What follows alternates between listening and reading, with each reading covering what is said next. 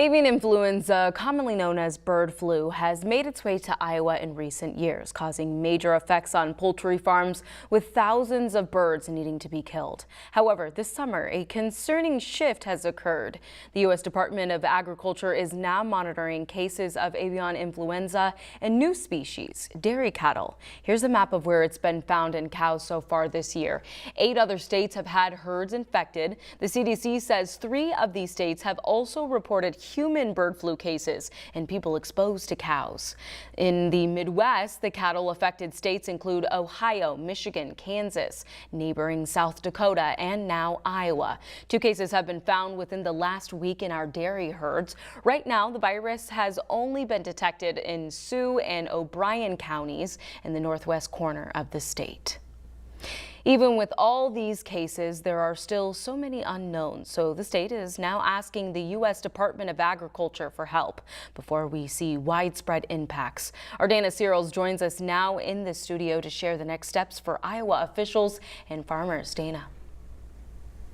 Well, Larissa, avian flu, or the bird flu, is a virus that farmers and officials are still working to learn more about. But as it spreads across the country, farmers have been forced to be on high alert to keep consumers and animals safe. 2 dairy herds in western Iowa, Sioux County and O'Brien County, are the most recent victims of the bird flu. It first started impacting chickens and turkeys, and if one bird is infected, the whole flock has to go. But for cows, they have been recovering with the right treatment.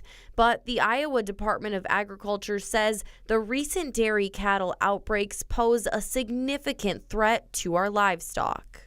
The poultry and the dairy industries need to be working together on this and understand that they could each be a source of infection for the other.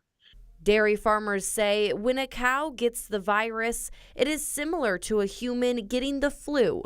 Farmers have ways to treat the cows just like one would a sick human. The farmers are doing a lot for cows if they do get it. We're keeping a really close eye on them and giving them all the treatment we can. And they have seen that the cows do bounce back after getting this, since it is just a virus like a flu. Dairy products are safe if they are pasteurized. Currently, the Food and Drug Administration is advising Iowans not to consume raw milk. If you're buying your milk from the store and it's pasteurized milk, it is safe to consume. Iowa's Secretary of Agriculture, Mike Naig, is asking the USDA to help with compensation for farmers impacted.